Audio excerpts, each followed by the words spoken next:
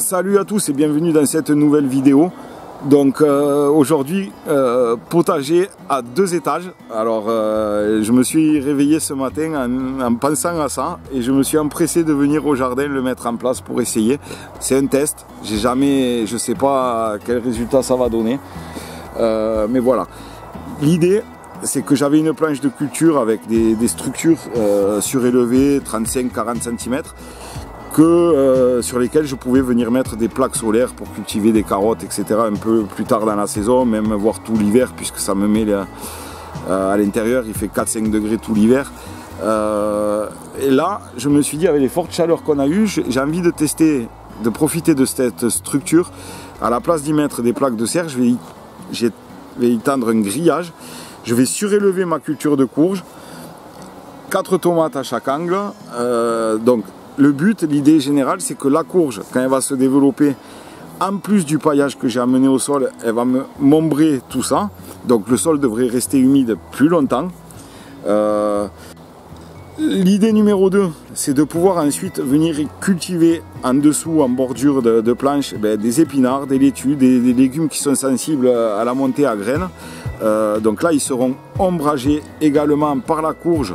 Et vu que c'est des légumes qui aiment les sols humides, donc je pense qu'avec cet ombrage plus le paillage, le sol va rester humide bien comme il faut. La troisième raison pour laquelle j'ai envie d'essayer ça, c'est que lors de fortes chaleurs comme on a eu là, lorsque ça dépasse les 34 degrés, 35 degrés, pour les plants de tomates, j'aime bien venir, même si j'ai le goutte à goutte, j'aime bien venir arroser toute la planche de culture, pas juste au pied des plants. Et ça, je le fais en général une fois par semaine. De juillet à août, je fais ça une fois par semaine.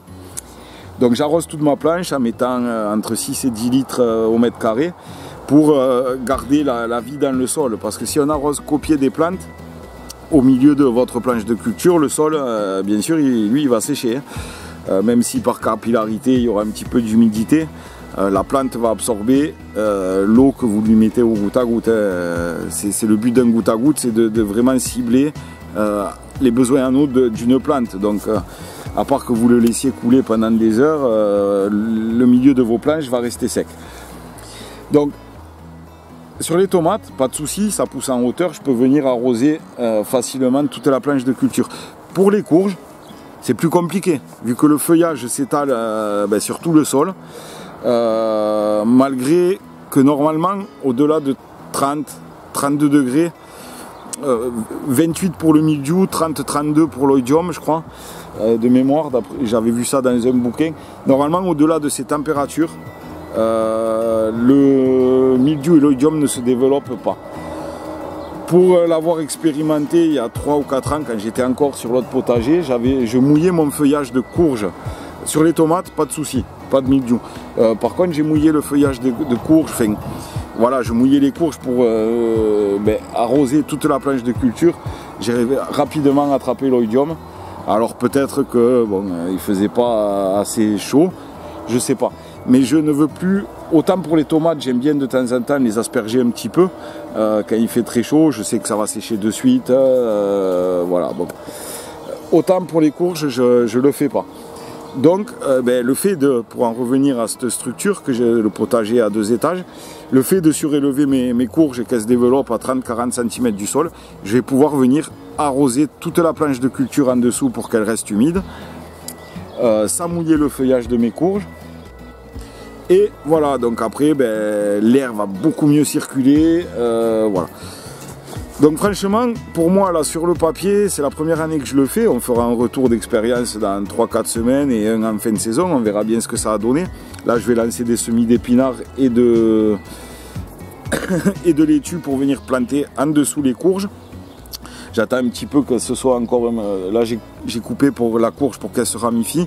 J'attends un petit peu qu'elle soit ramifiée parce que là, il n'y a pas encore assez d'ombre. Et je viendrai y planter laitue et épinards et on verra bien ce que ça donne. Donc voilà. Dites-moi, vous, dans les commentaires, si vous avez déjà testé ça.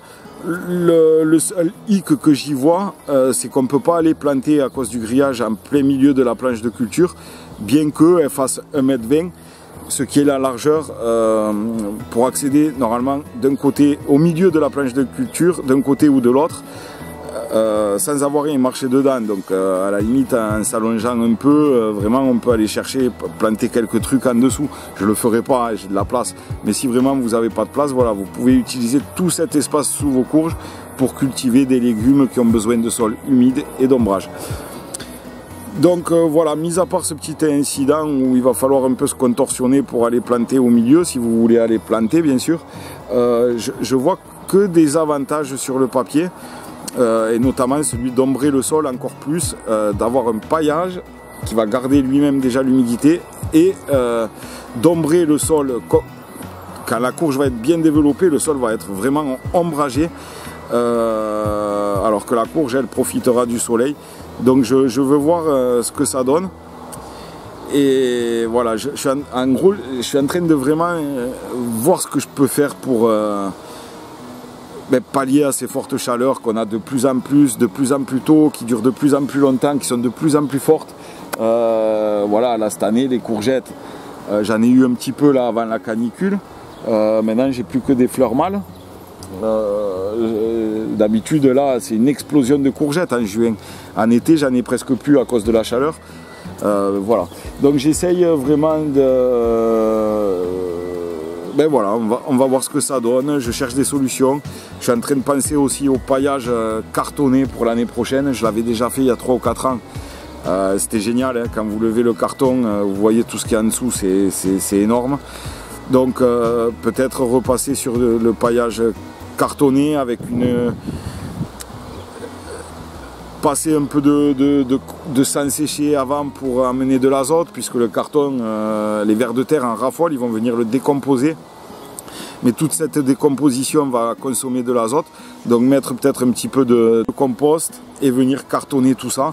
Le carton, un carton un peu dense, il va rester humide très très longtemps. Comparé, il va garder votre sol humide plus longtemps, puisque lui va rester humide plus longtemps qu'un paillage à base de végétaux. Donc, et puis la densité, même pour les mauvaises herbes, vous n'aurez rien qui pousse à travers, hein, ça c'est clair. La première, voire la deuxième année, après il aura été complètement digéré par le sol. En fin de saison, ce grillage, j'ai eu ce flash dans la nuit, je me suis réveillé avec cette idée. Donc, le grillage, une fois que la culture avec des tomates qu'il y a en place et des courges sera finie, ce sera le moment de semer les fèves. Donc je viendrai y semer mes fèves et je reposerai le grillage. Et chaque maille du grillage va me servir également de tuteur pour mes fèves. Il est à 35-40, les fèves ça fait 1 mètre, 1m20. J'aurai même pas besoin de venir tendre un filet ou quoi que ce soit. Je ferai passer chaque plante de fèves dans une maille du grillage et mes fèves seront tutorées.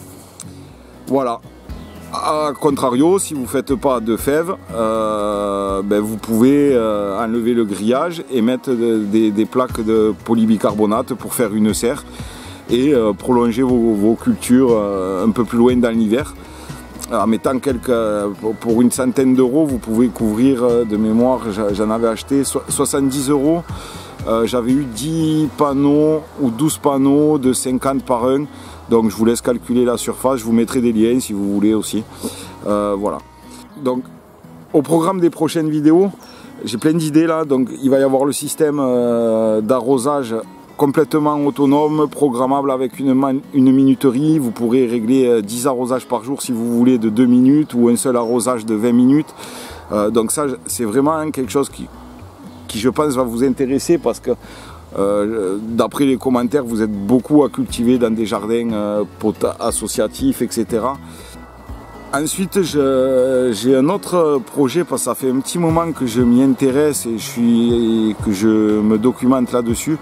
Et je suis assez curieux, j'aime essayer des nouvelles choses au potager.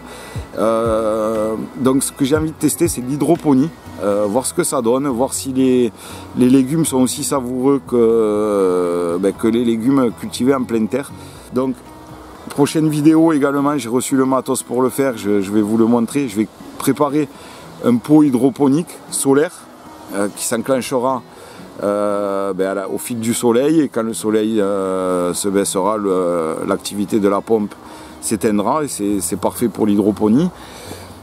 Donc voilà, pareil, un pot vraiment avec du matos basique, je crois que j'en ai même pas eu pour 20 ou 25 €. Donc à tester, parce que si ça fonctionne, là je vais juste mettre un plan pour essayer cette saison. Si ça fonctionne, je vais peut-être tenter la culture des fraises en hydroponie, faire un système un peu plus conséquent en hydroponie pour la culture des fraises la saison prochaine. Donc on verra bien. Bon ben voilà, c'est tout pour cette vidéo, j'espère qu'elle vous aura plu. C'était une petite astuce rapide. Dites-moi si je vous ai donné envie, si vous trouvez, même si vous ne le faites pas, si vous trouvez que c'est ingénieux ou pas, enfin, je sais pas. Résultat, dans 3-4 semaines, on va voir ce que ça donne. Là, je vais lancer bientôt des semis d'épinards et de laitue, et je viendrai les planter sous mes courges. Donc voilà pourquoi le potager à 2 étages. Allez, je vous dis à très vite pour une prochaine vidéo. Bon jardinage à tous.